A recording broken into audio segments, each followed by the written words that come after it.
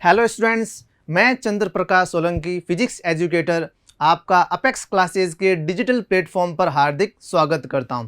Students, आज हम 12th का फिजिक्स का एक चैप्टर एटॉमिक फिजिक्स लेकर आए हैं आपके सामने और इसको अभी डिटेल में पढ़ते हैं। तो स्टार्ट करते हैं एटॉमिक फिजिक्स, परमाणु भौतिकी। तो परमाणु भौतिकी चैप्टर नाम है, तो परमाणु क्या है ये सब चीज़ आप जानते हैं। परमाणु क्या है उनके बारे में आपने पहले ही अध्ययन कर रखा है। फिर भी आपको बता दें कि पहले कुछ दार्शनिक थे, कणाद वगैरह, उन्होंने पहले ही बता दिया था कि पदार्थ का सबसे छोटा कण या फिर कोई भी पदार्थ, सभी पदार्थ परमाणुओं से मिलकर बने होते हैं। परमाणु मतलब एक पदार्थ का सबसे छोटा कण या अविभाज्य कण, जिसको अगर एक पदार्थ को तोड़ते जाएं तो एक समय ऐसा आएगा कि अब उसको तोड़ना संभव नहीं है, तो इस अविभाज्य कण को परमाणु कहा गया। ठीक है, उसके बाद में डाल्टन की थ्योरी आई तो परमाणु के बारे में अध्ययन शुरू हुआ। पहले ये माना जाता था कि परमाणु किसी से मिलकर बना नहीं, किसी अन्य कणों से मिलकर बना नहीं है। फिर परमाणु 3 कणों से मिलकर बना है, ये सिद्ध हुआ। इलेक्ट्रॉन ऋणावेश, प्रोटॉन धनावेश और न्यूट्रॉन जो है उदासीन कण है, इन तीनों से मिलकर बना होता है। और अब मॉडर्न फिजिक्स में प्रोटॉन और न्यूट्रॉन जो है ये भी क्वार्क कणों से मिलकर बने होते हैं, ये पता चला है। तो प्रोटॉन और न्यूट्रॉन भी दूसरे कणों से मिलकर बने हैं, क्वार्क कण से। तो हम स्टार्ट करते हैं। सबसे पहले 1897 के अंदर जे थॉमसन ने परमाणु के अंदर एक ऋणावेशित कण की खोज की, जिसको उन्होंने इलेक्ट्रॉन नाम दिया, जे थॉमसन साहब ने। और इसी के कुछ साल बाद में 1904 में इन्होंने ही एक मॉडल दिया, जे थॉमसन मॉडल, जिसे हम प्लम पुडिंग मॉडल नाम से भी जानते हैं।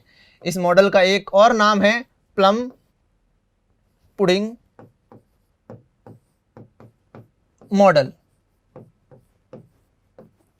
क्या कहा उन्होंने इस मॉडल के तहत? उन्होंने ये बात कही कि परमाणु एक धनावेशित गोला है, गोलाकार चीज है परमाणु, और वो धनावेशित है। इसका मीनिंग उन्होंने कहा कि पूरा का पूरा गोला धनावेश से भरा है। धनावेश इस गोले में हर जगह है, और उनके अनुसार जो ऋणावेश है वो इस गोले में कहीं कहीं बिखरा हुआ है, इस तरीके से। ठीक है, तो ये उन्होंने अपना मॉडल दिया कि ऋणावेश इस तरीके से व्यवस्थित रहते हैं, परंतु धनावेश और ऋणावेश इस तरीके से रहते हैं ताकि पूरा का पूरा परमाणु उदासीन रहे। धनावेश भले ही पूरे परमाणु में हो और इलेक्ट्रॉन कहीं कहीं बिखरे हो, परंतु इनके मान कुछ इस तरीके से रहेंगे ताकि ये उदासीन रहेगा। और इसकी त्रिज्या 10⁻⁻10 मीटर बताई गई, परमाणु की त्रिज्या। ठीक है, और इस मॉडल को उन्होंने अपने यहाँ पर जो पुडिंग मिठाई है, स्वीट है एक, उससे समझाया कि भाई जिस प्रकार उन्होंने कहा पुडिंग मिठाई के अंदर प्लम्स उस मिठाई में, देखिए मिठाई में कुछ कुछ सजावटी चीज़ें भी रखी जाती है, जैसे किशमिश हो गया, काजू हो गया, उस तरीके से वैसे ही उसमें प्लम्स थे। पुडिंग मिठाई में प्लम्स लगे हैं, है ना, ये डेकोरेटिव चीज़ है उसके अंदर। अब उन्होंने कहा जिस प्रकार पुडिंग मिठाई में प्लम्स लगे रहते हैं, उसी प्रकार एक परमाणु के अंदर इलेक्ट्रॉन होते हैं, कहीं कहीं जगह बिखरे होते हैं। इसको अपन अपने यहाँ की मिठाई लड्डू से कंपेयर कर सकते हैं कि भाई लड्डू के अंदर पूरी बूंदी जो है एक धनावेश है, मतलब हर जगह धनावेश है, और कहीं कहीं जगह काजू और वगैरह जो लगे रहते हैं, बिखरे रहते हैं कहीं कहीं जगह, उसके अंदर वो ऋणावेश है उसके अंदर। इसको हम वाटरमेलन मॉडल नाम से भी जानते हैं, तरबूज मॉडल, जिसके अंदर हम कह सकते हैं कि तरबूज का जो लाल भाग होता है वो पूरा धनावेश है, और उसमें कहीं कहीं जगह जो बीज है वो ऋणावेश है। तो इनका ये मॉडल था। हाँ, कुछ समय बाद में रदरफोर्ड ने एक्सपेरिमेंट किया, और इस एक्सपेरिमेंट से ये वाला जो मॉडल फेल हो गया। तो अब हम रदरफोर्ड का मॉडल पढ़ते हैं और उनका एक्सपेरिमेंट पढ़ते हैं, क्या कहा उन्होंने या क्या एक्सपेरिमेंट किया। तो नेक्स्ट हमारा जो है वो रदरफोर्ड का परमाणु मॉडल। रदरफोर्ड ने एक्सपेरिमेंट किया अल्फा कण प्रकीर्णन प्रयोग, जिसे गाइगर मास्टन प्रयोग नाम से भी जानते हैं। ये गाइगर मास्टन दो व्यक्ति थे और ये असल में रदरफोर्ड के स्टूडेंट्स थे, ठीक है। रदरफोर्ड के सुझाव पर ही इन्होंने एक्सपेरिमेंट किया था। एक्सपेरिमेंट इन्होंने किया था इनके सुझाव पर, इनकी देखरेख में, तो इनके नाम से भी ये प्रयोग जाना जाता है। और अल्फा कणों का प्रकीर्णन, क्योंकि इसके अंदर जो है एक सोने की पतली पन्नी पर अल्फा कणों की बौछार की गई, तो इसलिए और फिर देखा गया कि अल्फा कण किस तरीके से टकराने के बाद में किस तरीके से बिखर जाते हैं, तो इसलिए इस प्रयोग का एक और नाम अल्फा कण प्रकीर्णन प्रयोग भी है। क्या है इस प्रयोग में, देखते हैं। सबसे पहले रदरफोर्ड के बारे में मैं आपको बता दूं कि रदरफोर्ड जो है, देखिए ये वाला जो प्रयोग हुआ था वो 1909 में हुआ था, और रदरफोर्ड इससे पहले रेडियो एक्टिव पदार्थों पर उनका काम चल ही रहा था, और इसका मतलब उनको रेडियो एक्टिव पदार्थों के बारे में पहले से ही मालूम था, और रेडियो एक्टिव पदार्थों से जो निरंतर अल्फा कण निकलते रहते हैं उनके बारे में भी मालूम था, ठीक है। क्योंकि रेडियो एक्टिव पदार्थ थोरियम, पोलोनियम, रेडियम, यूरेनियम, इनसे लगातार अल्फा कण निकलते रहते हैं, क्योंकि रेडियो एक्टिव पदार्थ है, तो ये उन पर काम कर रहे थे। और जैसे नेक्स्ट चैप्टर नाभिक आएगा, तो नाभिक के अंदर आपको रदरफोर्ड और सोडी का लॉ पढ़ने को मिलेगा, मतलब वो उन पे काम कर रहे थे और इसी टाइम के आसपास, ठीक है। तो उनको इसलिए अल्फा कणों के बारे में उनको पहले से ही मालूम था इस चीज़ों के बारे में। इस प्रयोग में क्या है, मेन चीज़ें देख लेते हैं। सबसे पहले मैंने कहा अल्फा कण, तो मैंने कहा अल्फा कण उनको कहाँ से मिले, रेडियो एक्टिव पदार्थों के निकलने से उनको अल्फा कण मिल गए। उनको मालूम है रेडियो एक्टिव पदार्थ अल्फा कण निकलेंगे। अब अल्फा कण के बारे में भी अपन समझ लेते हैं, अल्फा कण चीज़ क्या होती है। तो देखिए अल्फा कण एक्चुअल में अगर कोई हीलियम का परमाणु है, हीलियम के परमाणु में से 2 इलेक्ट्रॉन निकाल दीजिए, ये 2 इलेक्ट्रॉन निकाल दिए, He2+ बना। अब ये एक्चुअल में हीलियम का नाभिक ही है, इलेक्ट्रॉन तो है ही नहीं इसके अंदर, क्योंकि 2 थे और 2 ही अपन ने निकाल दिए इसमें से, तो अब ये हीलियम का नाभिक है और ये हीलियम का नाभिक ही अल्फा कण है, यही अल्फा कण है एक्चुअली, ठीक है। तो अल्फा कण क्या चीज़ है, हम ये चीज़ समझ गए, ये है अल्फा कण, हीलियम का नाभिक, है ना, He2+। अब इस अल्फा कण के बारे में देख लें, अल्फा कण का द्रव्यमान कितना ये भी देख लीजिए। हीलियम के नाभिक में 2 प्रोटॉन 2 न्यूट्रॉन, मतलब 4 AMU इसका द्रव्यमान हो गया, 4 AMU। और अगर केजी में बात करें तो 6.67 लमसम है, 10⁻⁻27 kg इसके अंदर, केजी के अंदर इसका द्रव्यमान आ गया, ठीक है। और अगर बात की जाए आवेश की, तो लिखा हुआ है 2+, मतलब इसके पास जो आवेश है वो +2e है, इसके पास आवेश अल्फा कण के पास। तो अल्फा कण द्विधनावेशित कण है, ये धनावेशित कण है, ध्यान रखिएगा। इसके पास 2 आवेश है, 2e का धनावेश है, ठीक है। तो ये है अल्फा कण के बारे में। अल्फा कण क्या चीज़ है, द्रव्यमान, उसकी प्रकृति, कहाँ से निकलेगा, ये भी अपन को मालूम है, रेडियो एक्टिव पदार्थों से, ठीक है। तो अब इस प्रयोग के अंदर हम बिस्मित लेंगे अल्फा स्रोत के रूप में, जिससे अल्फा कण निकलेंगे। आप कोई दूसरा कोई और रेडियो एक्टिव पदार्थ ले सकते हैं, पोलोनियम ले सकते हैं, कोई भी दूसरा ले सकते हैं, बट एक लिया गया बिस्मित, और उसके साथ हम एक्सपेरिमेंट कर रहे हैं। तो सबसे पहले हमने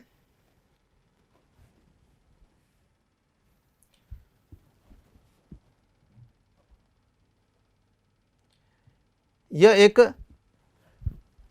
बॉक्स है, लेड बॉक्स है, और उस लेड बॉक्स के अंदर बिस्मित रख दिया, जिससे लगातार अल्फा कण निकल रहे हैं, और एक छोटा सा छेद कर दिया इस लेड बॉक्स के अंदर, उसको रख दिया, छोटा सा छेद कर दिया, ताकि जो अल्फा कण है इस छेद में से निकले। क्यों इसको बंद क्यों किया, अगर इसको बंद नहीं करेंगे लेड के बॉक्स में, तो अल्फा कण चारों तरफ निकलेंगे, और हमें हर तरफ नहीं चाहिए। जो सोने की जो प्लेट है, पन्नी है, वो सामने रखी गई है, तो हमें उस पर ही एक्सपेरिमेंट करना है, तो हम चाहते हैं कि उसके सामने ही आए, तो इसलिए एक छोटा सा छेद कर दिया ताकि सामने की तरफ ही आएंगे, चारों तरफ जो जा रहे हैं वो उनको ये वाला बॉक्स, लेड बॉक्स रोक लेगा, है ना, ये पार नहीं करने देता अल्फा कणों को, इसलिए ये लेड बॉक्स इसमें से काम में ले लिया गया। और ये अंदर है बिस्मिथ, बिस्मिथ ये अल्फा कण के स्रोत के रूप में हम यहां पर काम में ले रहे हैं। ठीक है, अब इसके बाद में हम जो काम में लेंगे वो लेड की एक दो प्लेट्स और काम में लेंगे आगे। क्यों काम में लेंगे? क्योंकि जब इसमें से जो कहते हैं अल्फा कण जो निकलेगा, तो निकलने के बाद में एक छेद से निकलने के बाद में ये इस तरीके से फैलेंगे, है ना, यूं थोड़ा ना एक छेद से निकल गए सीधे सीधे चल गए, ऐसा तो हो नहीं सकता। निकले हैं तो ये आगे निकलते टाइम इस तरीके से चारों तरफ बिखर जाएंगे। तो चारों तरफ बिखर जाएंगे तो एक बात तो पूरी की पूरी प्लेट पर आ जाएंगे। हम ये ऐसा नहीं चाहते। हमारा जो यहाँ पर हम जो चाहते हैं कि एक अल्फा कण का एक बीम, एक पुंज मिले। मतलब मैं ऐसा चाहता हूँ कि एक अल्फा कण जो आएंगे वो सारे एक ही आए, एक ही रेखा में आए और एक ही रेखा में आते हुए स्वर्ण पत्नी पर टकराए। ठीक है, और एक ही रेखा में क्यों, इसका मैं अभी बताऊंगा। अगर एक रेखा में नहीं आएंगे तो क्या गड़बड़ हो जाएगी, जैसे स्वर्ण पन्नी लाऊंगा तब मैं आपको बताऊंगा उसमें क्या प्रॉब्लम हो जाएगी। तो संरेखीय करने के लिए मैंने ये काम किया। ये क्या हेल्प करेगा संरेखीय करने में कि देखिए अल्फा कण जब इसमें से निकलेंगे तो इस तरीके से इस पर आएंगे, बाहर की तरफ इस तरीके से निकलेंगे। अब ये आगे लगी हुई है लेड की एक प्लेट, एक शीट लगी हुई है, ये मोटी हो सकती है ना, अपने हिसाब से हम इसको मोटी शीट ले लेंगे ताकि उसको और अच्छे से पार नहीं करे और अच्छे से ये रोक ले अल्फा कणों को। तो ये इस पर आएंगे क्योंकि ये प्लेट है, तो चारों तरफ इस प्लेट पर जो घिरेंगे उसको तो रोक लेगी। जब एक छिद्र है, ये छोटा सा छिद्र है, दिखाने के लिए बड़ा है, तो इस छिद्र में से इस छिद्र की तरफ आने वाले, इस छिद्र पर आने वाली तो आगे निकल जाएगी, बाकी सबको ये रोक लेंगे। मान लीजिए आपको लग रहा है कि इससे निकलने के बाद भी ये फैलने लग गए, तो एक और प्लेट ले लीजिए, एक और प्लेट हम काम में ले लेंगे। ऐसे 2-3 प्लेटें आप यूज में ले सकते हैं इसमें। ठीक है, और इस तरीके से हम अल्फा कण जो निकलेंगे इसमें से उनको हमने संरेखीय कर दिया। अब जो अल्फा कण निकलेंगे वो एक ही दिशा में होंगे, एक सरल रेखा में होंगे। ठीक है, और नहीं हो तो एक और प्लेट यूज में ले लेंगे। ठीक है, ये अपन ने इस तरीके से व्यवस्था कर दी। अब ये अल्फा कण का एक बीम बन गया, एक किरण, एक पुंज बन गया। अब हम काम में लेते हैं एक स्वर्ण पन्नी, सोने की एक पन्नी। ठीक है, ये लेड बॉक्स,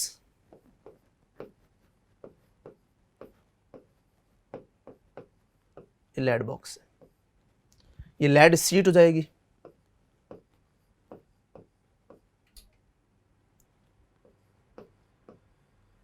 ठीक है, ये भी लेड शीट हो गई। ये सोने की पन्नी है जो आप देख रहे हैं अच्छे से। इस सोने की पन्नी को, पहली बात तो सोने की पन्नी ही क्यों काम में ली, सबसे पहले ये समझते हैं, कोई और क्यों नहीं ले लिया गया।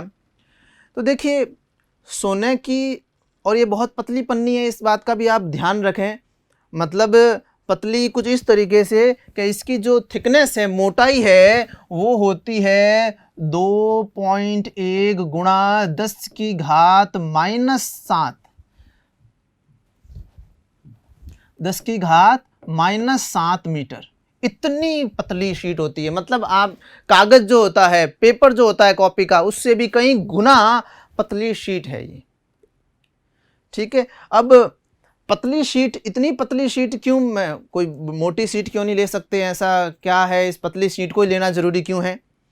तो इसका रीज़न ये है कि हम ये चाहते हैं कि हमें एक अल्फा कण जो इस पर आएगा, उस पर एक अकेला परमाणु कैसे उसके साथ इंटरेक्शन करता है, एक अकेला परमाणु उसके साथ कैसा व्यवहार करता है अल्फा कण के साथ, हमें वो जानना है। हम एक परमाणु के बारे में जानने के लिए हम बैठे हैं यहाँ पर। तो अगर एक अल्फा कण आएगा और वो 10, 20 या फिर कई परमाणुओं से टकराएगा, तो फिर जो उसकी अल्फा कण जब बाहर निकलेगा तो मैं ये नहीं कह सकता ये किसी एक परमाणु का किया हुआ है।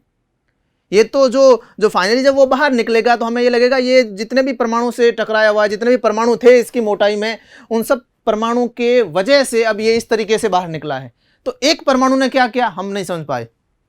इसको मैं कुछ जैसे मैं एक डायग्राम बना के बताता हूं। जैसे मान लीजिए ये एक मोटाई है, ये सिर्फ मोटाई बनाई है, ये इस तरीके से स्वर्ण पन्नी है मान लीजिए, ये इतनी मोटी नहीं है ना। आप समझ लीजिए मैंने कागज की जितनी मोटी बनाई है, ये मोटाई है उसकी, ये कागज की मोटाई है दिखाने के लिए, क्योंकि हमें परमाणु दिखाना है आपको इसके अंदर। तो ये कागज की मोटाई है, कागज कुछ इस तरीके से आपके सामने है और उसके अंदर ये परमाणु भरे पड़े, ये मोटाई के अंदर परमाणु है। अब क्या है कि अगर कोई एक अल्फा कण यहां पर आएगा, इस तरीके से अल्फा कण आएगा, तो इन चारों के से गुजरेगा। अब ये चारों के चारों अपना प्रभाव इस पर डालेंगे, जो भी करेंगे चारों करेंगे। एक कैसा प्रभाव डालेगा, दूसरा कैसा डालेगा, तीसरा कैसा डालेगा, और फिर फाइनली जब वो बाहर निकलेगा तो मैं ये नहीं कह सकता ये एक परमाणु ने किया है, ये इन चारों के परिणामी बल लगाया या चारों के परिणामी की वजह से, चारों ने जो भी काम किया उसका परिणामी काम आपको दिख रहा है। अब मैं ये नहीं कह सकता कि एक परमाणु के अंदर क्या है क्या नहीं है, क्योंकि एक परमाणु का किया हुआ नहीं है सारा काम। एक एग्जाम्पल देके बताता हूं। जैसे कि मान लीजिए एक भीड़ है और भीड़ के अंदर कई तरफ से अगर मान लीजिए धक्का लगता है, कई तरफ से धक्का लगता है, तो हम ये नहीं कह सकते कि मान लीजिए पर्टिकुलर आदमी ने हमको धक्का दिया है, क्योंकि भीड़ के अंदर हम खड़े हैं। वो जो आपको जो फोर्स लगा वो किसी एक के वजह से नहीं है। जैसे कि आपने मैकेनिक्स में पढ़ा होगा कि मान लीजिए इस वस्तु पर, ये कोई वस्तु है, इस पर कोई एक बल इधर लगा रहा है, एक बल इधर लगा रहा है, और फाइनली वस्तु न इधर जाएगी न इधर जाएगी, जो भी इन दोनों का परिणाम ही होगा वस्तु उधर चली जाएगी।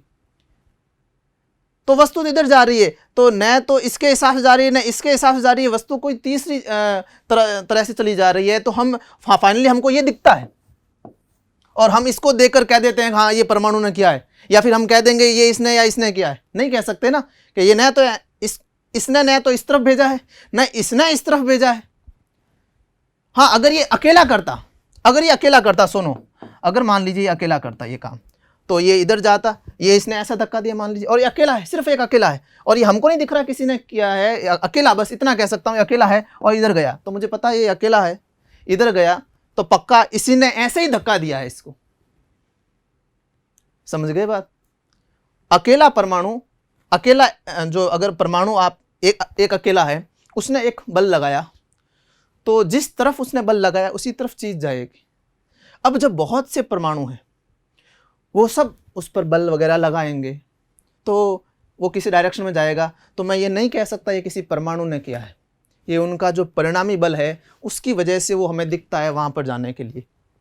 तो इसीलिए पतली शीट हमने काम में ली, क्योंकि जितनी ज़्यादा पतली होगी आप कह सकते हैं अगर इसको और पतला करेंगे, उनका यही मानना था कि जितना ज़्यादा पतला करेंगे शीट को, तब उससे क्या होगा, उसमें जो मोटाई के अंदर एक परमाणु, लगभग एक परमाणु या फिर कम से कम परमाणु रहेंगे, उनका मतलब ये था। और जिससे हमें एक परमाणु क्या करता है वो हमें मिल जाएगा, ताकि हम परमाणु की एक थ्योरी दे सकें।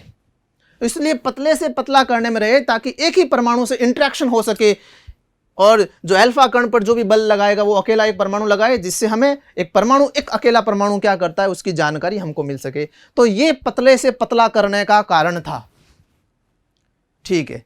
इसलिए बहुत पतली, जितनी हो सके उतनी पतली स्वर्ण की पन्नी को रखा गया। ओके, अब इसके बाद में आपके दिमाग में आएगा सर अगर पन्नी को पतला ही करना है, मतलब लेना है, अगर यही रीज़न है तो हम लोहे की ले लें, कोई और पदार्थ की ले लें, ये इतना महंगा सोना क्यों यूज़ में ले लिया। देखिए बाकी जितने भी दूसरे मटेरियल है उनको इतने पतली पन्नी में कन्वर्ट नहीं कर सकते। ये सोने का एक गुण है कि उसको एक बहुत पतली पन्नी में ढाला जा सकता है, इसलिए दूसरे काम में नहीं ले पाए, हमें सोने की धातु लेनी पड़ी। ओके, और एक रीज़न है सोने को लेने का, वो ये है कि जो सोने का जो परमाणु होता है उसका जो परमाणु क्रमांक जो होता है सोने का, गोल्ड का, वो होता है 79। ये उसका परमाणु क्रमांक, मतलब इसके अंदर प्रोटॉन इतने हैं, जो कि बहुत ज़्यादा है। इसका द्रव्यमान की अगर बात करें, परमाणु द्रव्यमान, तो आपको 197 AMU कह सकते हैं, ये इसका द्रव्यमान है 197 लगभग। तो ये बहुत भारी है, सोना बहुत भारी है। अब भारी से फिर क्या मीनिंग है? हल्का और भारी का तो कोई मीनिंग ही नहीं है, यहाँ पर कोई रिलेशन नहीं है। उसका रिलेशन ये है कि अगर मैं एक बात करूँ आपसे कि एक एग्जाम्पल के तौर पर अगर हम समझें कि अगर अल्फा कण आया, या फिर कह सकते हैं एक दूसरा एग्जाम्पल लें कि दो व्यक्ति है और एक कमज़ोर व्यक्ति है और एक मोटा ताज़ा व्यक्ति है, सामने लोग बैठे हैं और कमज़ोर उस मोटे वाले के पीछे खड़ा है और उसको थोड़ा धक्का दिया, मोटे वाले को थोड़ा धक्का दिया। अब जो सामने देख रहे हैं उसको मालूम नहीं है पीछे क्या हो रहा है क्या नहीं हो रहा है, किसी को कुछ भी मालूम नहीं है, कौन खड़ा है नहीं मालूम, क्या कर रहा है पीछे नहीं मालूम। अब उस पतले वाले ने उसको धक्का दिया क्योंकि कमज़ोर है, अब वो तंदुरुस्त आदमी। तो अब लोगों से पूछा गया कि इस पर किसी ने बल लगाया क्या? तो लोगों ने तो न तो उसको गिरते हुए देखा उस मोटे तगड़े आदमी को, न ही हिलते हुए देखा। वो तो कहेंगे हम इस पर तो किसी ने बल नहीं लगाया, क्योंकि देख ही नहीं पाए ना। जबकि ये असत्य है, बल लगाया गया, हाँ कम लगाया पर बल तो लगाया। और अगर एक बात समझे, अगर कोई बड़ा बल लगाते उस पर तो वो हिलता, थोड़ा हिलता गिरता, फिर उनसे पूछते इस पर किसी ने बल लगाया क्या? हाँ भाई किसी ने बल लगाया है तभी तो हिला है, तभी तो वो गिरा है। तो हम तो परिणाम देखते हैं, जो दर्शक है हम इसमें दर्शक ही है, जो हो रहा है हम उसका परिणाम देखेंगे यहाँ पर। तो हम अगर मान लीजिए ये अगर हल्का फुल्का ले लेते कोई, तो हल्का फुल्का लेते तो बल भी मान के चले, वो उन्होंने माना कि बल भी क्या लगाएगा कोई, अगर हल्का फुल्का या फिर जो भी ये काम करेगा उसका प्रभाव दिखे या फिर ना दिखे, हो सके अगर हल्का ले लेते तो। बट भारी लिया है ताकि अगर ये जो भी मान लो बल लगाएगा अल्फा पर, बल भी अच्छा खासा लगाएगा, है ना। तो बल अच्छा खासा लगाएगा तो हमें कुछ देखने को मिलेगा और हमें कुछ दिखेगा तो हम कह पाएंगे अच्छा ये कुछ डाइवर्ट हुआ है, अच्छा इसमें कुछ ये हो सकता है।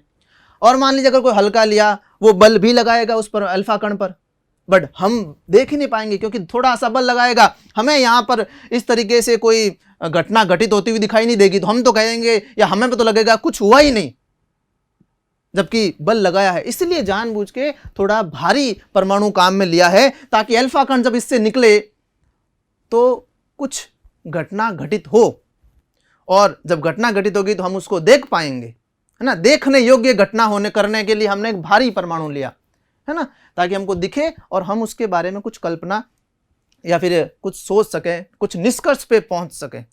अदरवाइज हल्का ले लेते तो परमाणु आता, अल्फा कण आता निकल जाता, कुछ उसको वो बल लगाता तो थोड़ा बहुत, और हमें वो दिखता नहीं तो हमारे लिए तो कुछ हुआ ही नहीं। तो ये कुछ ऐसा, इसलिए ये एक भारी परमाणु को लिया गया।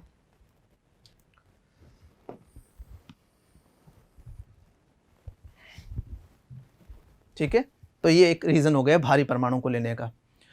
अब जब अल्फा कण इस पर घिरेंगे तो इसमें कोई शक नहीं था उनको कि ये उसको रोकेगा, ये उनको मालूम था ये अल्फा कण सब इसको पार कर जाएंगे। क्यों? क्योंकि अल्फा कण किसी धीरे से नहीं आ रहे हैं। अल्फा कण की जो स्पीड है मैं बताता हूँ, इस स्पीड से अल्फा कण आ रहे हैं 2.1 गुणा 10⁻⁷ मीटर पर सेकेंड। इतनी खतरनाक स्पीड से आ रहे होते हैं। 10⁸ 8 मीटर पर सेकेंड तो प्रकाश की चाल हो जाती है। तो देखिए 2.1 × 10⁻⁷ इतनी तेज स्पीड से आ रहे होते हैं। तो पहले से मालूम था कि इसका रोकना तो संभव नहीं है, सारे के सारे इसको पार करेंगे। फिर भी उन्होंने प्रयोग किया कि क्या पता कुछ हमें और परिणाम भी मिल सके। ठीक है, क्योंकि अल्फा कण बहुत तेजी से आ रहे हैं। इस कारण से अल्फा कण की गतिज ऊर्जा भी बहुत कह सकते हैं मेगा इलेक्ट्रॉन वोल्ट में होती है, बहुत ज़्यादा, इसकी ऊर्जा भी बहुत ज़्यादा होती है ना। अब जब इस पर अल्फा कण आएंगे तो मैंने कहा अल्फा कण को हमें इसमें क्या क्या प्रयोग देखना है कि अल्फा कण इस पर आने के बाद में कैसे कैसे जाएगा, कैसे कैसे विक्षेपित होगा, सामने जाएगा या फिर कहीं फैलेगा, कहीं और जाएगा, वो हमें देखना है। तो सबसे पहली बात सर, हम पता कैसे करेंगे कोई गया, क्योंकि अल्फा कण हमें दिखते थोड़ी ना है ना, वो बड़े बड़े पत्थर थोड़ी ना है जो इधर उधर गए, हमने देख लिया दूर से, कोई इधर जा रहा है कोई इधर जा रहा है, कह दिया है, ये हम अपनी आंखों से नहीं देख सकते। तो फिर जब हम देखेंगे ही नहीं तो हम कैसे फिर ये प्रयोग करेंगे कि भाई कौन कहाँ गया, हमें तो प्रकीर्णन का प्रयोग करना है, कौन किधर गया, कौन कितना विक्षेपित हुआ। तो इसके लिए हम एक और चीज काम में लेते हैं, वो है एक स्क्रीन। एक स्क्रीन है, ये इस तरीके से एक स्क्रीन को यूज में लेंगे हम।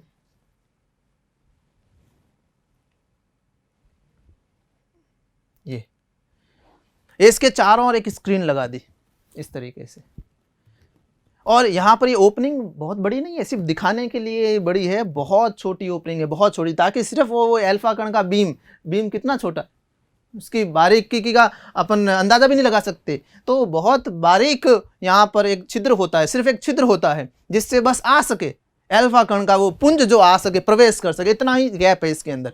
अब ये स्क्रीन क्या कर लेगी, हाँ, इस स्क्रीन के ऊपर जो है हम जिंक सल्फाइड का लेपन कर देते हैं, जिंक सल्फाइड की पॉलिश कर देते हैं इस पर।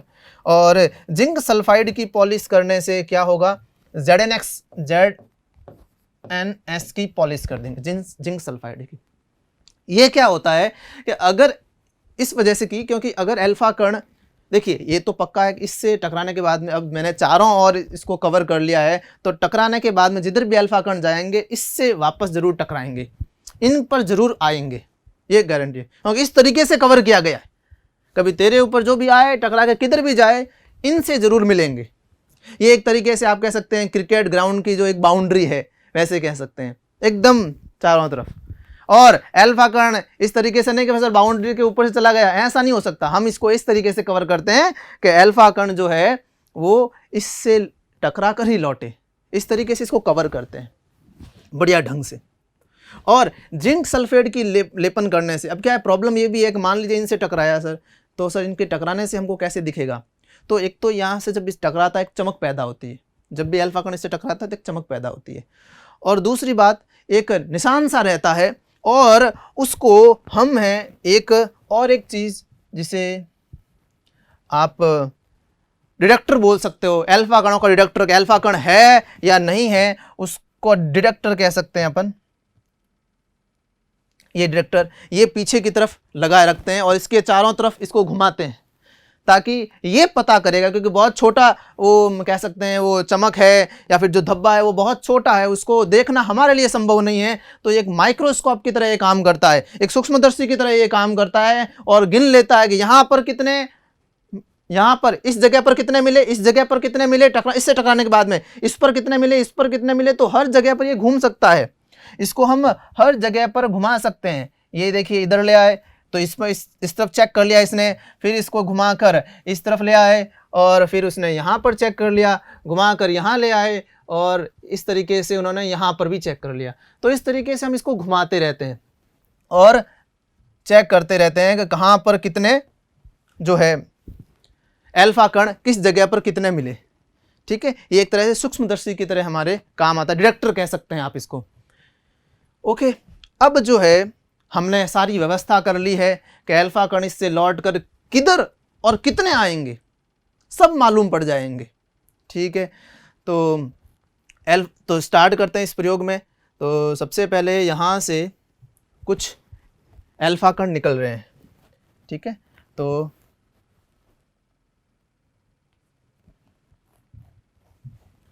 यहाँ से कुछ इस तरीके से अल्फा कण निकले, कुछ इधर इधर, क्योंकि इस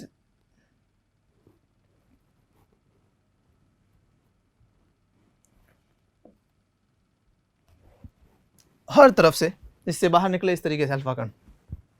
एक जो पुंज है जो इस तरफ सामने की तरफ निकला हुआ है वो कुछ इस तरीके से आएगा। ठीक है, वो कुछ इस तरीके से, ये कुछ इस तरीके से पुंज मिलेगा अपन को। हाँ, इससे भी निकलते समय फैल सकती है, तो फिर से यहाँ पर एक लगा दी प्लेट, यहाँ पर आ गया। ठीक है, तो इस तरीके से हमने एक व्यवस्था कर ली इसकी। इस तरीके से इस पर स्वर्ण पत्र पर ये आकर एक किरण पुंज आएगा एक सीधी रेखा के अंदर। ठीक है ना, यूं हर जगह इस तरह से नहीं आएगा। तो मैं कारण बताता हूँ, अगर किरण पुंज जो है ये बहुत से आ जाए और इस स्वर्ण पन्नी पर हर जगह टकराए, क्योंकि हमें तो जानना है कितने कहाँ पर आए, तो अगर हर जगह पर आ गए, मैं अगर कहता हूँ मान लीजिए इधर भी आ गए, यहाँ पर ये सब किरण पुंज यहाँ पर आके मिल रहे हैं, बहुत से किरण पुंज आ गए और इतने ज़्यादा आ गए, देख लीजिए मैंने इतने ज़्यादा बना लिए।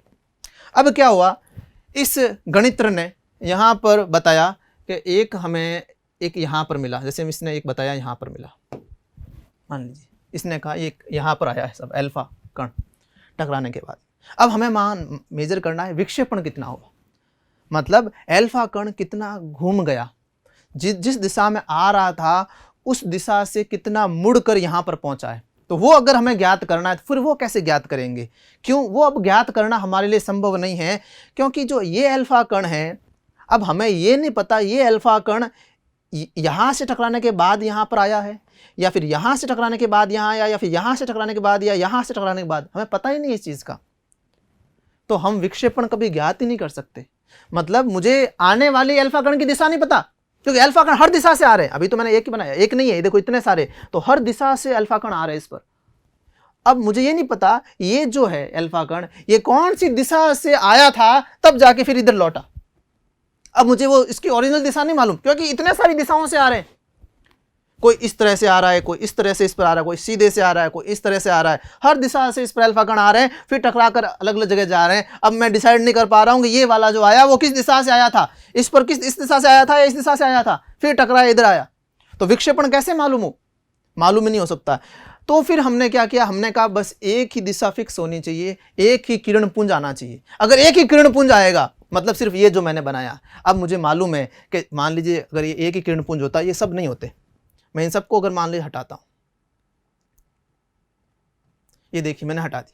अब हमने इस तरीके से रोक कर एक किरण पुंज बना दिया, इस एक तरह से पुंज बना दिया अल्फा कण का।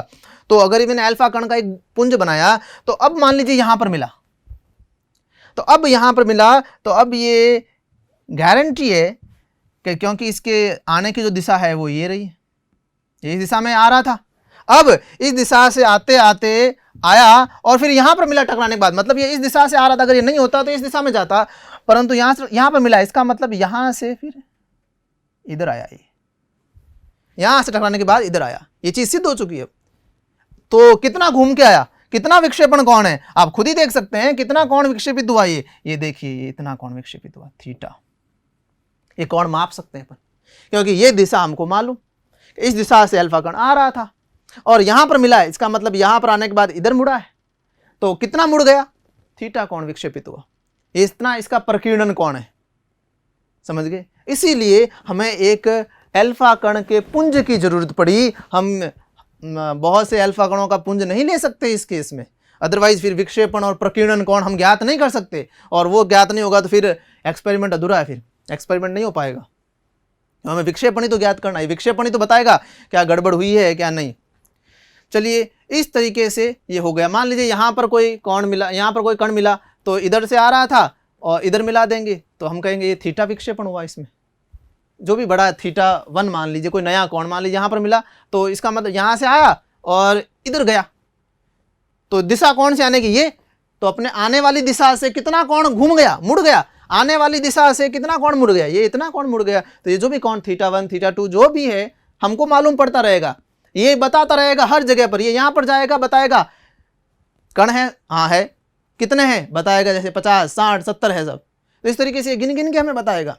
और कोण भी फिक्स है, क्योंकि हमें पता है इस दिशा से इस दिशा के बीच का कोण कितना है, ये दिशा और ये यहाँ से के बीच का कोण कितना, पहले पता है हर चीज़ का, ठीक है। ये इस तरीके से हमें कोण मालूम, ठीक है। तो हमने जब ये प्रयोग हुआ, अब कंप्लीट प्रयोग होता है, यहाँ से खूब सारे करोड़ों अल्फा कण बहुत ही हाई स्पीड से आते हैं, और बहुत ही हाई स्पीड से आते हैं, तो रोक तो नहीं सकता। एक बात बताऊं कि भाई कैसे नहीं रोक सकता। देखिए जैसे एक बुलेट है, उसका द्रव्यमान कितना है, 200 ग्राम 300 ग्राम है ना, कितना द्रव्यमान होगा, इतना ही है। और फिर भी ये अपने से भारी चीज़ों को भी भेद देता है, मानव शरीर को भी भेद देती है ये बुलेट, हम उनसे भारी होने के बावजूद भी। क्यों, ऐसा क्या है उसमें? देखिए बुलेट के पास है ना, गोली के पास बहुत ज़्यादा ऊर्जा रहती है, गतिज ऊर्जा बहुत ज़्यादा है, वेग उसका बहुत ज़्यादा है, तो इसलिए वो बड़ी बन गई, इसलिए उसने बड़ा कारनामा कर दिया। तो उसके पास ऊर्जा देखिए, सिर्फ उसका द्रव्यमान ना देखें, कितनी हाई स्पीड से आ रही है वो। अब यहाँ पर मैं अगर देखूं कि इसका जो वेग है, भले ही इसका 4 AMU है, इसका 197 AMU है द्रव्यमान, परंतु आप थोड़ा सा ध्यान से देखें, इसका वेग 2.1 × 10⁷ मतलब ये कुछ ऐसा है। एक अगर उदाहरण से बताऊं, ये एक स्वर्ण की पन्नी है और ये इतना है, इस उदाहरण से तो आप नहीं समझ पाएंगे। अगर आपको डेली लाइफ का एक उदाहरण बताऊं तो वो 2 एग्जाम्पल में आप समझ सकते हैं कि इस स्वर्ण पन्नी तो एक तरीके से कागज है, पेपर है, कॉपी का, और ये जो अल्फा कण है एक्चुअल में एक तोप का गोला है। तो इन 2 को कंपेयर करके आप देख सकते हैं। तो कौन कहता है कि भाई ये पेपर जो इतना बड़ा तोप का गोला जो है वो रोक सकता है? डाउट ही नहीं था कि रोक ही नहीं सकता, कभी भी ये निकलेगा पक्का। तो ये एक एग्जाम्पल आप मान सकते हो इन दोनों के बीच में, ये ऐसा रिश्ता है इन दोनों के बीच में। ये तोप का गोला है और ये एक पेपर है, निकलेगा बाहर और बिना कोई रोक टोक के निकलेगा। ऐसा उनको लगा था कि बिना कोई रोक टोक के निकलेगा।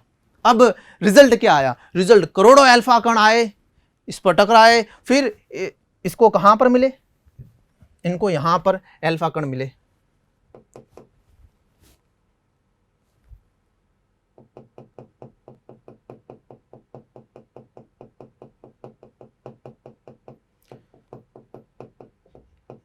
ये प्रयोग का रिजल्ट था।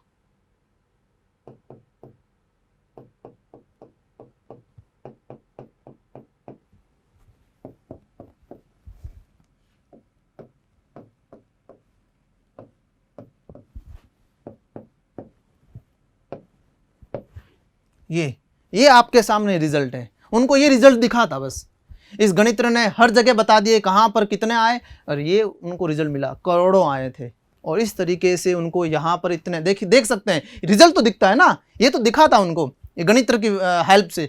यहाँ पर जो एकदम सामने लगभग सारे के सारे अल्फा कण यहाँ पर, क्योंकि अगर गणित्र क्या करेगा, ये सबको जोड़ लेगा, इन सबको जोड़ भी लेगा। वो यहाँ पर कितने, यहाँ पर कितने, अपने आप उनको जो योग कर लो तो पता चल जाएगा कितने अल्फा कण आए थे। अब उन अल्फा कणों तो पता चल गया, सबको योग किया, कितने अल्फा कण आए ये पता चल गया, क्योंकि इसमें से आने के बाद सब इधर आएंगे, और इनको कैलकुलेट कर दिया सबको, तो पता चल गया टोटल अल्फा कण कितना आए थे। तो उसमें से इनको देखा ये कितने, तो उनको लगा था सारे के सारे आ गए लगभग यहीं पर, लगभग सारे के सारे यहीं पर आ गए, बस कुछ परसेंट, बहुत छोटा परसेंट बाकी जगह पर बिखर गए। ठीक है, तो ये उनके लिए थोड़ी सी सरप्राइजिंग घटना थी कि उनको तो लगा था कि यहीं पर आएंगे, जो लगभग आए भी थे, उनका अंदाजा लगभग सही था, बट इनका ये जाना अभी भी उनको पता नहीं था कि ये कैसे चले गए। ठीक है, अब इसका जो रिजल्ट है, पहले तो हम पूरा रिजल्ट लिखते हैं जो दिख भी रहा है, पहले तो हम अच्छे से इसका रिजल्ट लिखेंगे, परिणाम लिखेंगे। इससे परिणाम क्या मिला, उन्होंने क्या देखा इस प्रयोग के बाद में। तो पहली चीज उन्होंने ये देखी कि जो सारे के सारे अल्फा कण हैं वो लगभग सारे के सारे अल्फा कण एकदम सामने ही मिल गए, बिना विक्षेपित हुए। मतलब सामने मिल जाना मतलब कोई विक्षेपण क्या नाम प्रकीर्णन उनका हुआ ही नहीं, जैसे आए उसी दिशा में मिल गए, तो बिना कोई विक्षेपित हुए लगभग सारे कण सामने मिल गए। और आपको एक एग्जाम्पल से बता दें, 99.86% जो है वो 1 डिग्री से भी कम कोण पर मिल गए। 99.86 लगभग सारे वो 1 डिग्री से कम कोण पर भी मिल गए। 1 डिग्री से कम कोण मतलब आप खुद देख सकते हैं, 1 डिग्री से कम कोण मतलब ये देखिए, ये आने की दिशा इसकी, तो 1 डिग्री कोण इधर भी देख लो, इधर भी देख लो आप, 1 डिग्री कोण कितना होगा। तो सब के सब इस सामने के क्षेत्र में 1 डिग्री के अंदर अंदर सारे के सारे मिल गए। कितने? 99.86%। तो पहला रिजल्ट उन्होंने ये देखा कि 0.14% जो है अल्फा कण 1 डिग्री से अधिक कोण पर विक्षेपित हुए।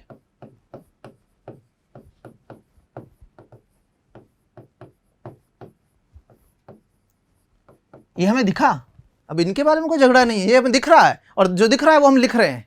ये प्रयोग में जो दिखा उनको कि 0.14% ही जितने आए थे उनमें से 0.14%, 1% भी पूरा नहीं, उतने जो है कण जितने आए थे उनमें से ये इतने 1 डिग्री से अधिक कोण पर मिले। बाकी जितने भी 99.86 वो सब 1 डिग्री से कम कोण पर मिल गए। और अंदाज से आप कह सकते हो 0.14% मतलब 10,000 में से 14, 10,000 में से 14 मतलब अगर 10,000 आए थे तो उसमें से 14 कण 1 डिग्री से ज्यादा कोण पर गए। 10,000 अगर इधर से आए तो उसमें से 14 ही सिर्फ 1 डिग्री से ज्यादा पर गए। 1 डिग्री से ज्यादा सिर्फ 14 थे जो 1 डिग्री से ज्यादा पर गए थे।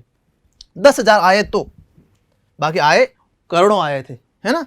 चलिए दूसरा जो रिजल्ट उनको जो मिला, क्योंकि ये सब उसने सूक्ष्मदर्शी की सहायता से हमें सारे मिले हैं।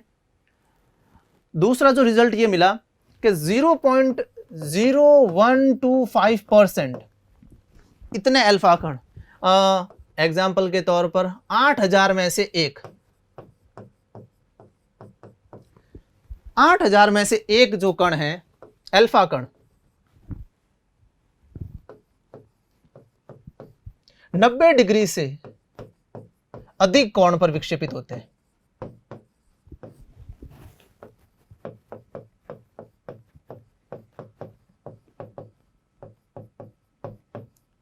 नब्बे डिग्री से अधिक। अब 90 डिग्री से अधिक का मतलब समझाता हूं मैं आपको। देखिए ये थीटा कोण पर अगर यहां पर मिले तो कितना कोण हो गया 90। ये इधर जा रहा था और यहां पर मिला 90, यहां पर मिला ऐसे, ये इधर जा रहा था यहाँ 90, तो 90 से ज्यादा पर। तो अगर 8,000 इधर से आए तो 90 से ज्यादा पर सिर्फ 1 मिला, सिर्फ 1, 90 से ज्यादा पर 8,000 में से 1, ठीक है, तो बहुत कम। अब इस 90 से ज्यादा वाली की कहानी आप समझो। 90 से ज्यादा मतलब 90 से ज्यादा है, जैसे मान लो ये तो है 90 एग्जैक्ट, और 90 से ज्यादा इधर, तो इधर इधर इधर मिल गया इधर। अब मुझे एक बात बताओ, इधर इधर ये सब 90 से ज्यादा वाले दोनों, तो इधर मिलने के लिए इधर आया होगा अल्फा कण, क्या यूं पार होके यूं गया क्या? नहीं, इधर आया था टकरा के इधर गया, इधर आया था टकरा के इधर गया। ये वाली घटना और ही ज्यादा सरप्राइजिंग थी, क्योंकि इस केस के अंदर एक्चुअली ये कण जो है अल्फा कण इसको पार ही नहीं कर पाया।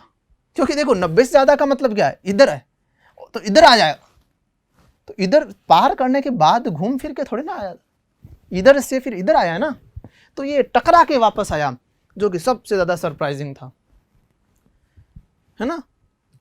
इससे भी सरप्राइजिंग बात और है इसके अंदर, वो ये है कि 10 लाख में से 1 कण, अगर 10 लाख आए, 10 लाख में से 1 अल्फा कण लगभग 180 डिग्री के कोण पर लौट आया।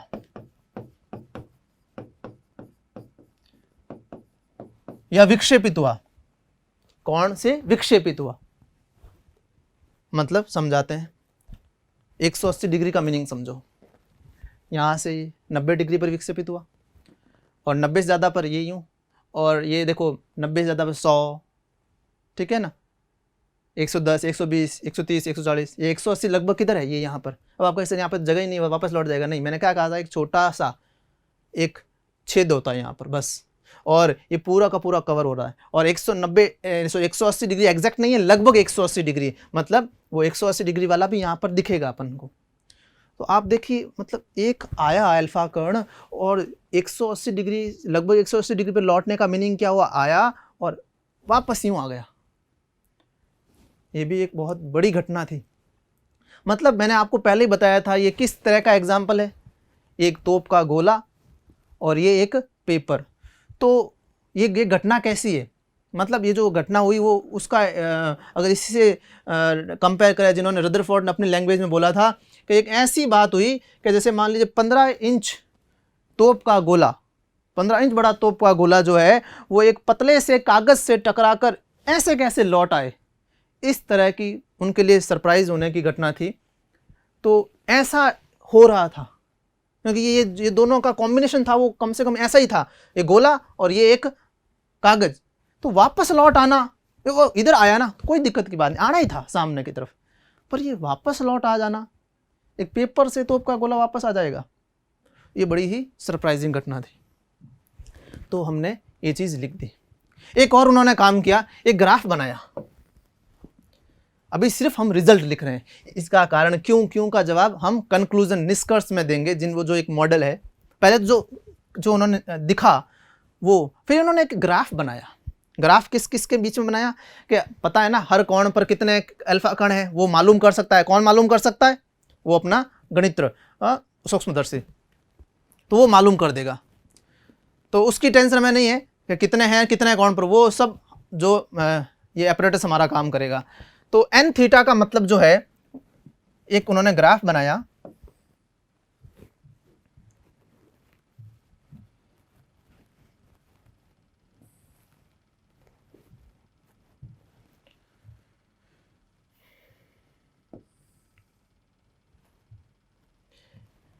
ग्राफ किन किन के बीच में ग्राफ बनाया था उन्होंने,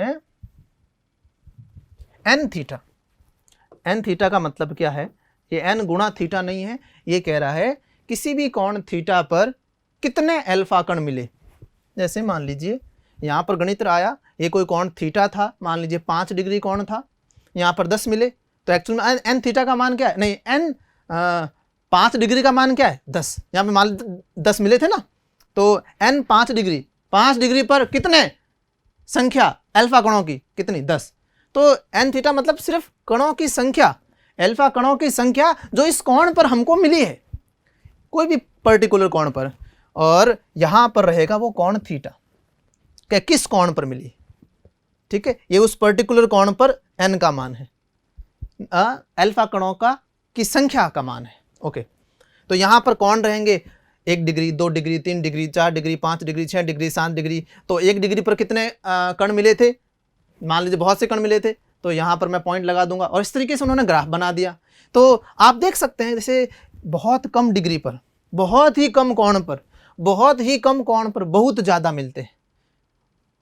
कोण जैसे जैसे बढ़ता है बहुत कम मिले, ये रिजल्ट कह रहा है, ठीक है। तो इस तरीके से देखिए, बहुत कम डिग्री पर मतलब 0 से भी कम डिग्री पर, तो अगर मैं बनाऊं तो 0 से भी कम डिग्री पर ये यहाँ पर मिलेगा, ये देखिए।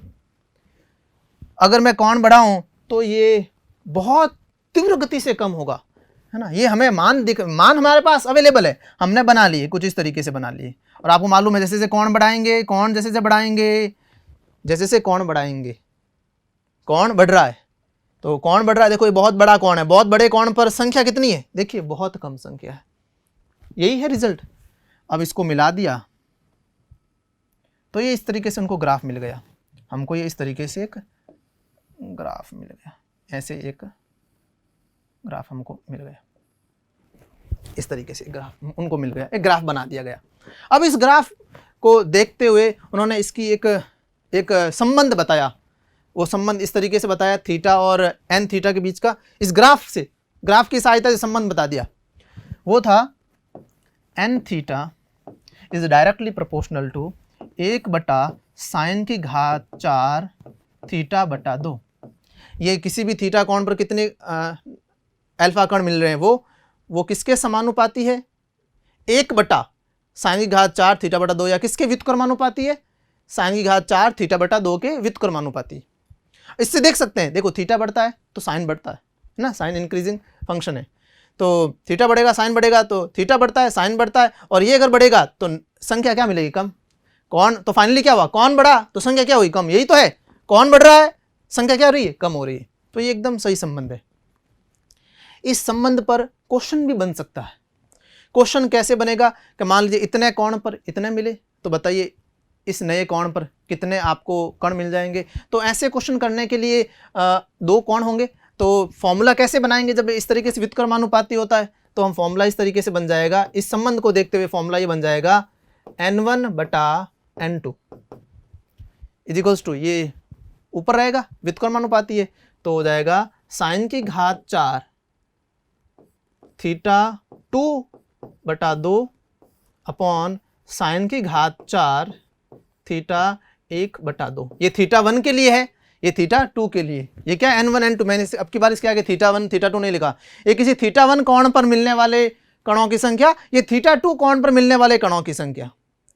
तो ये किसके हो गया, इसके बराबर हो गया साइन की घात 4 इसके, क्योंकि ये व्युत्क्रमानुपाती है ना। ये संबंध तो आपने 11th में खूब बनाए हैं और ऐसे संबंधों से आपने खूब वापस सूत्र भी बना के आपने सॉल्व भी किए हैं, है ना। तो इस तरीके से तो ये सूत्र हमारे कई कई प्रश्न करने में काम आता है। सबसे लास्ट में करेंगे इस पर एक प्रश्न, ठीक है।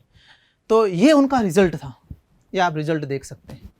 अब इस रिजल्ट को देखकर, इस परिणाम को देखकर उन्होंने एक थ्योरी दी, एक मॉडल दिया, और वो मॉडल अब हम पढ़ते हैं, वो निष्कर्ष है इसका, इस चीज़ का निष्कर्ष है। इनको देखकर वो क्या कह सके, भाई इतने ज़्यादा आए तो इसका क्या कारण था, एटम में ऐसा क्या था कि इतने ज़्यादा आ गए, इतने वापस लौट आए, मतलब उधर वापस गए, इसका मतलब उन्होंने क्या रीज़न दिया कि ऐसा क्या है कि वापस लौट आए, है ना। इसका भी रीज़न देंगे, हर एक का समझाते हुए देंगे एटम में ऐसा क्या होना चाहिए ताकि ये मिल गए अपन को, ये कहानी हमको देखने को मिली, तो ये अंदर ऐसा क्या है। तो उन्होंने एक मॉडल दिया समझाने के लिए, इस चीज़ को समझाने के लिए, ठीक है। ये 1911 में दिया गया एक मॉडल है अपने आप में, ये रदरफोर्ड मॉडल, रदरफोर्ड का परमाणु मॉडल, नाभिक मॉडल कह सकते हैं इसको। नाभिक की जो बात है वो भी यहीं से और अभी से स्टार्ट हुई है, ठीक है। चलिए, तो उन्होंने सबसे पहले क्या बताया, उन्होंने ये बताया कि क्योंकि सारे के लगभग सारे के सारे बिना विक्षेपित हुए सामने की तरफ आ गए अल्फा कण, मतलब सामने की तरफ आ गए, मतलब उनको बीच में किसने रोका टोका ही नहीं। अगर किसी ने रोका टोका होता, थोड़ा बहुत विक्षेपित होता, मतलब इतने सारों को किसी ने नहीं रोका टोका, मतलब कोई होगा ही नहीं वहां पर, इसलिए किसी ने रोका नहीं वहां पर या फिर उसको विक्षेपित नहीं किया। तो इन्होंने कहा कि क्योंकि सारे के सारे सामने की तरफ आ गए, इसका मतलब परमाणु का जो अधिकांश भाग है वो खोखला है। तो पहला रिजल्ट वो ये निकला कि परमाणु का अधिकांश भाग,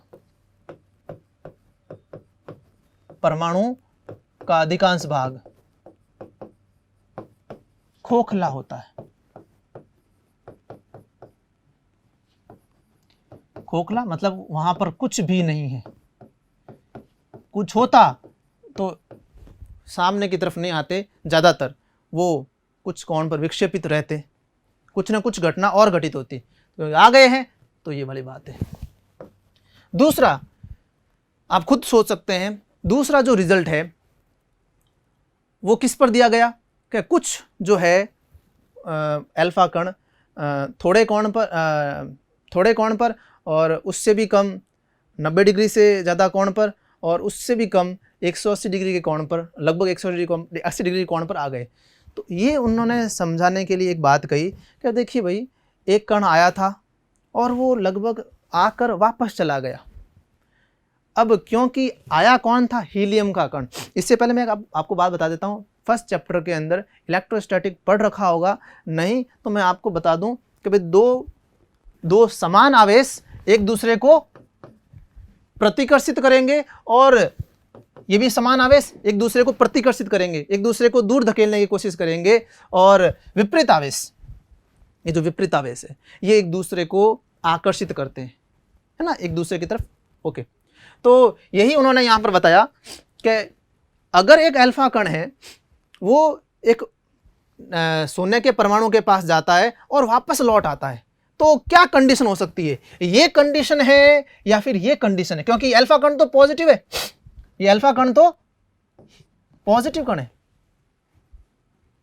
धनावेशित कण है।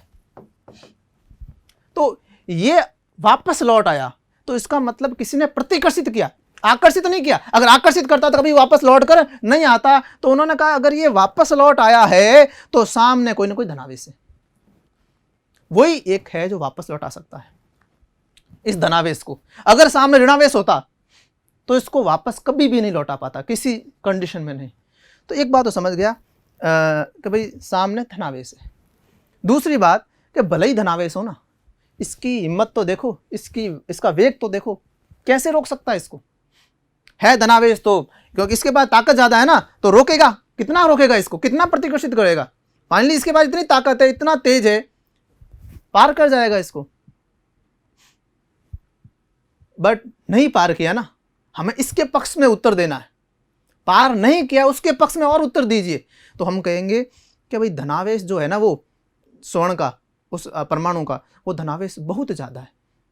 तो बहुत ज़्यादा एक जगह पर ही, हाँ, तो उन्होंने कहा एक जगह पर ही बहुत सारा धनावेश इकट्ठा हुआ है। मतलब बहुत सारा धनावेश कहाँ से लाएंगे, उधार मांग के तो ला नहीं सकते। तो उन्होंने कहा कि जितना भी परमाणु के अंदर धनावेश है, जितना भी धनावेश है, वो सारा, एक परमाणु का जितना धनावेश है, वो सब एक जगह पर है, वो सब एक ही जगह पर केंद्रित है। तभी उन सारे धनावेश के कारण अब इतना प्रतिकर्षण मान सकते हैं। क्योंकि अभी हम मान रहे थे कोई छोटा मोटा धनावेश होगा, अपने कहा भाई जितना उस एक परमाणु के पास हो सकता है, वो सारा का सारा एक जगह पर था, तभी ये घटना घटित हो सकती है। ठीक है ना, एक बहुत छोटी जगह पर और एक बहुत ही छोटी जगह पर हो सकता है, बिकॉज एक दो ही आए। अगर बहुत बड़ी जगह पर होता, इतना सारा धनावेश एक जगह पर होता, बड़ी जगह, तो एक दो थोड़ा ना आते, है ना। 10 लाख में से एक थोड़ी ना आता, बहुत से आते। तो उन्होंने कहा है एक जगह पर, और वो भी एक छोटी सी जगह पर केंद्रित है, तभी एक ही आया है। उससे सामने गया तो एक ही बाहर आया। और उससे अगर मान लीजिए जो थोड़े दूर से गए, तो क्योंकि धनावेश है बहुत ज़्यादा, थोड़ी दूर से जो जा रहे थे, जो सामने जा रहे थे वापस लौट आए, तो थोड़े दूर से जा रहे थे, वो थोड़े थोड़े विक्षेपित हो गए। मैं दिखाता हूँ डायग्राम से। डायग्राम बना के अगर हम देखें तो उन्होंने ये ऐसे इस तरीके से समझाया।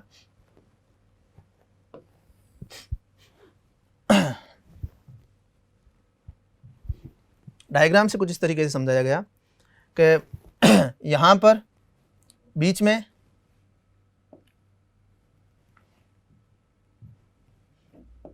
ये नाभिक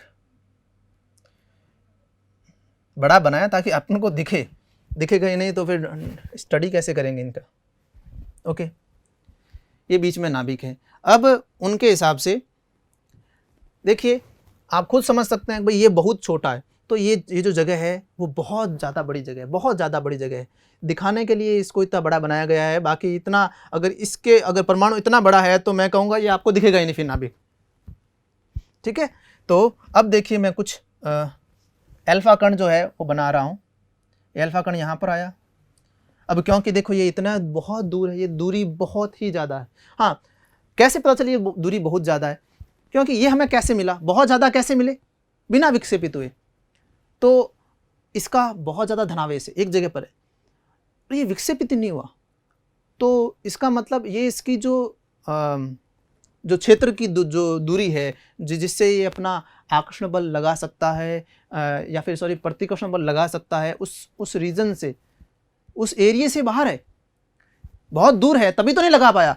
तो इसका मीनिंग पता चल गया, ये बहुत दूर है, क्योंकि ये बिना विक्षेपित हुए निकल गया। और बिना विक्षेपित हुए इसका मतलब इसका प्रतिकर्षण बल इस तक पहुंचा ही नहीं, और इस तक पहुंचा ही नहीं है, तो इसका मतलब दूरी बहुत ज़्यादा है, इसलिए नहीं पहुंचा। तो इसका मतलब ये दूरी बहुत ज़्यादा है। इसका मतलब बिना विक्षेपित हुए सीधे निकल गया। ठीक है, दूसरा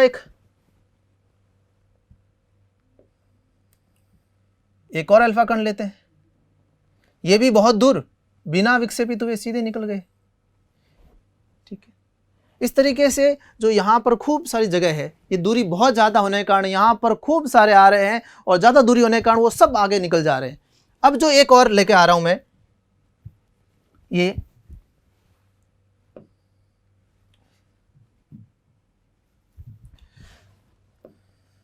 एक है।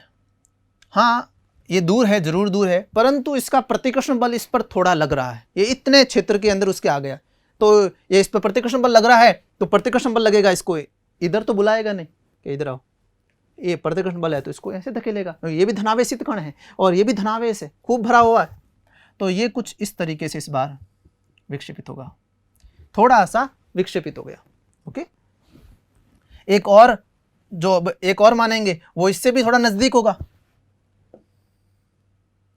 ये देखो इससे भी नजदीक है, तो ऑब्वियस सी बात है नजदीक है तो इस पर प्रतिकर्षण बल भी क्या लगेगा, ज्यादा। और भाई एक चुंबक है और उसके पास में जितना नजदीक होगा उसका उतना ही ज्यादा उस पर बल लगेगा।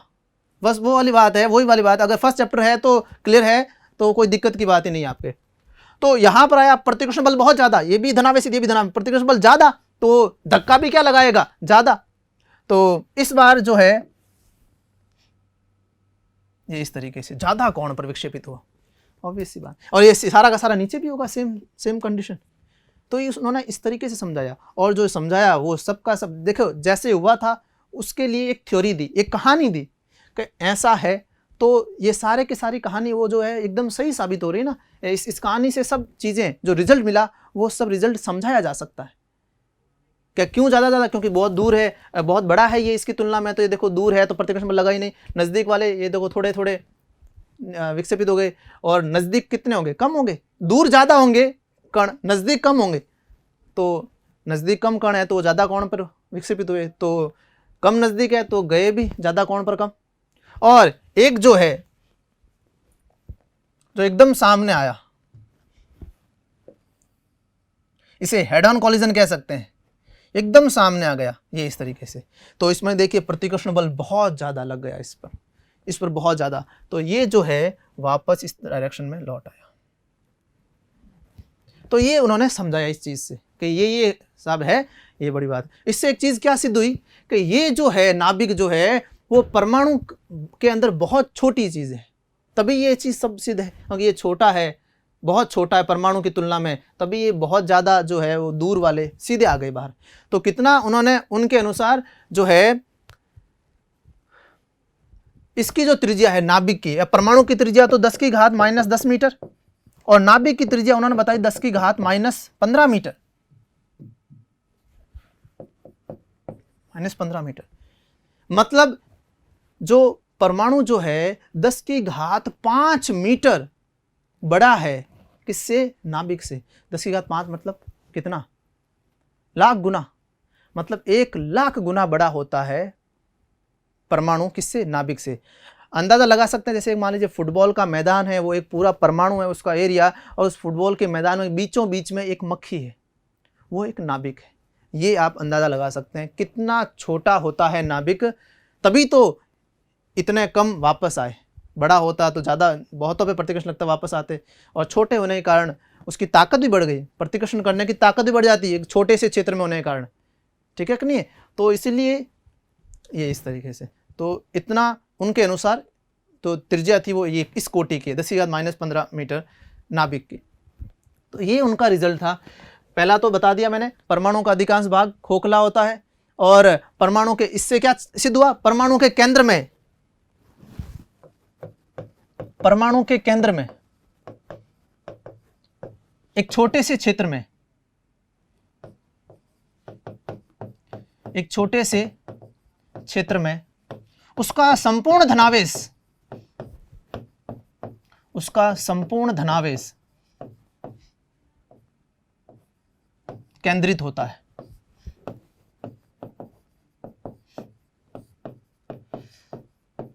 ठीक है, और उसको क्या बोला था, नाभिक, इसलिए इसको नाभिकीय मॉडल भी कहते हैं।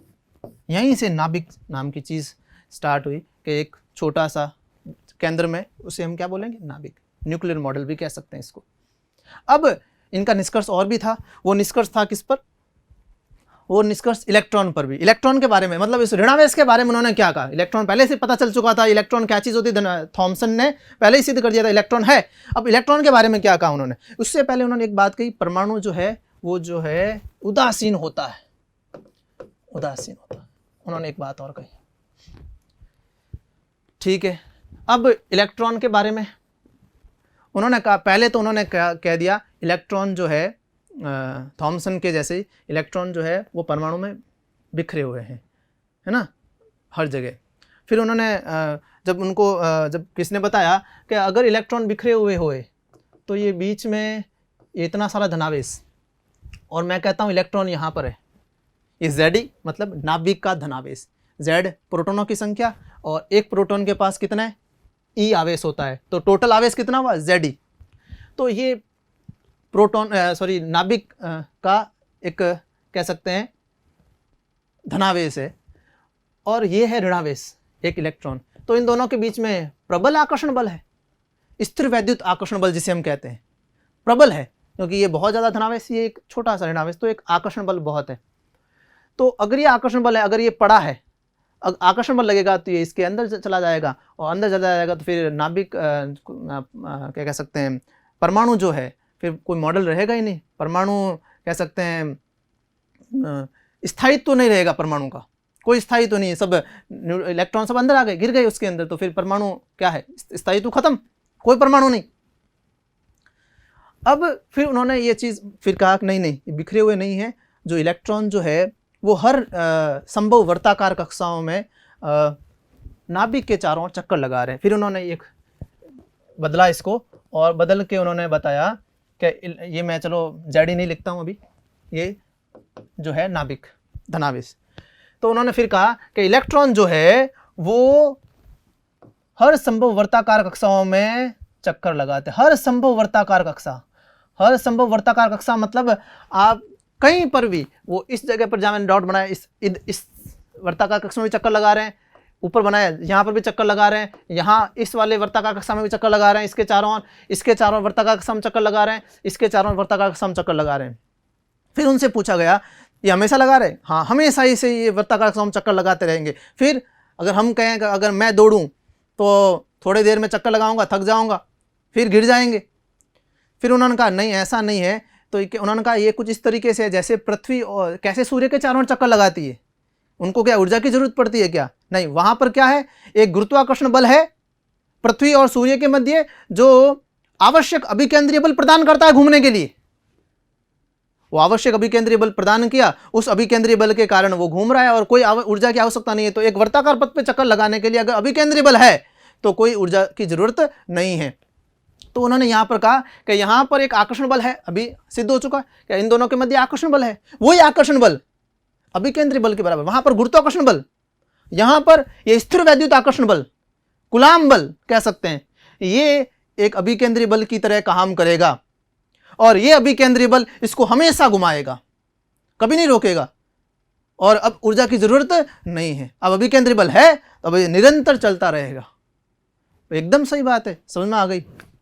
ठीक है, इस पर भी एक उनकी कमी रह गई थी, जो उनकी कमियों में ही हम पढ़ेंगे, पर अभी तक उन्होंने जो बोला मॉडल के अंदर जो हम आपको बता रहे हैं।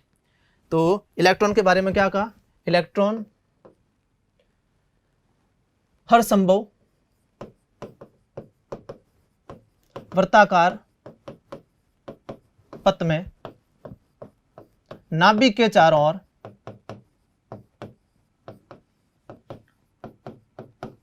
और चक्र लगाते हैं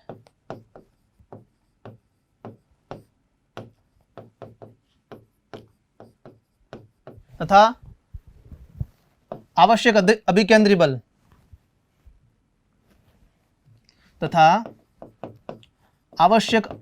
बल घूमने के लिए आवश्यक अभिकेंद्रीय बल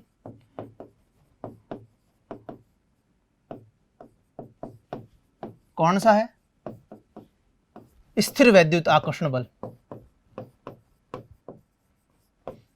यह है स्थिर वैद्युत आकर्षण बल, ये है जिसे कूलाम बल भी कह सकते हैं। ये देता है उसको घूमने के लिए, हमेशा घुमाएगा इसको। ठीक है, हर संभव वर्ताकार कक्ष में उन्होंने बोला था, हर संभव वर्ताकार मतलब कोई भी कक्षा में, इधर ये वर्ताकार, ये हर संभव वर्ताकार कक्षा में चक्कर लगा सकता है और लगाता ही रहेगा। तो ये उन्होंने इलेक्ट्रॉन के बारे में बताया था, और उसके लिए अभिकेंद्रीय बल है, स्थिर वैद्युत आकर्षण बल है। हाँ, इसीलिए इस मॉडल को प्लैनेटरी मॉडल भी बोलते हैं। प्लैनेटरी मॉडल क्योंकि देखो हमने बताया ना, पृथ्वी और सूर्य के जैसे चक्कर लगाती है पृथ्वी सूर्य के चारों ओर, वैसे वैसे ये चक्कर लगा रहे हैं, और पृथ्वी प्लैनेट है तो ये प्लैनेटरी मॉडल भी इनको बोलते हैं। इस मॉडल को प्लैनेटरी मॉडल भी बोलते हैं। ओके, अब जो है हम कुछ क्वेश्चंस करेंगे, एक दो क्वेश्चंस जो अभी तक हमने पढ़ा उससे एक दो क्वेश्चंस कम बनते हैं। अभी तक तो सिर्फ एक प्रयोग था, फिर भी क्वेश्चन बन सकते हैं। जैसे एक क्वेश्चन मैं बनाऊं,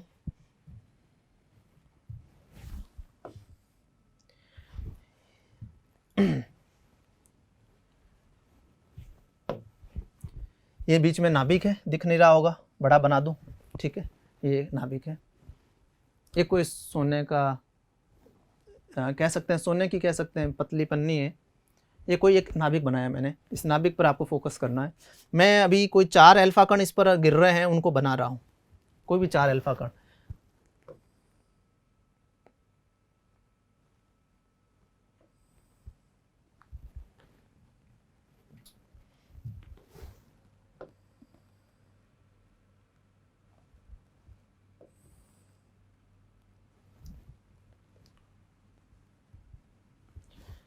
प्रश्न ये है कि इन 4 जो अल्फा कण हैं उनमें से कौन सा संभव नहीं है, किसका गमन या फिर किसका प्रकीर्णन संभव नहीं है,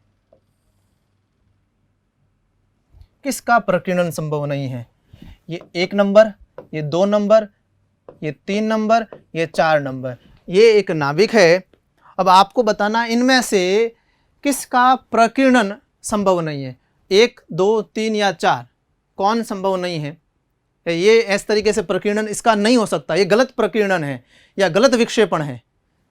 तो आपको दिखा होगा कि ये नाभिक है, ये अल्फा कण है, तो प्रतिकर्षण बल ही लगाएगा, तो प्रतिकर्षण बल लगाएगा तो प्रतिकर्षित करेगा, धक्का देगा, नीचे की तरफ फेंकेगा इसको। ये तो ऊपर की तरफ उठ गया, बाकी देखिए दूर थे, ज़्यादा दूर था कम कोण पर, और कम दूर था अधिक कोण पर, सही है, नज़दीक था वापस आ गए, मतलब एकदम सामने तो वापस आ गए, राइट है। अब ये देखिए, अब इसको कुछ कोण पर विक्षेपित होना था, परंतु ऊपर की तरफ नहीं, नीचे की तरफ प्रतिकर्षण बल लगेगा। तो इसका आंसर है, क्वेश्चन ये था कौन संभव नहीं है, कौन संभव नहीं है, चौथा। एक और करते हैं,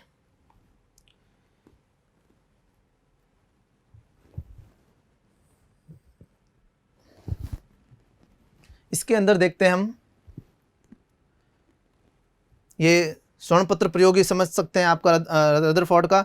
इनमें से मैं 3 अब की बार बना रहा हूं और आपको बतानी है कौन सी मैक्सिमम मिलेगी अल्फा कण, कौन सा मैक्सिमम मिलेगा और कौन सा मिनिमम मिलेगा इनमें से।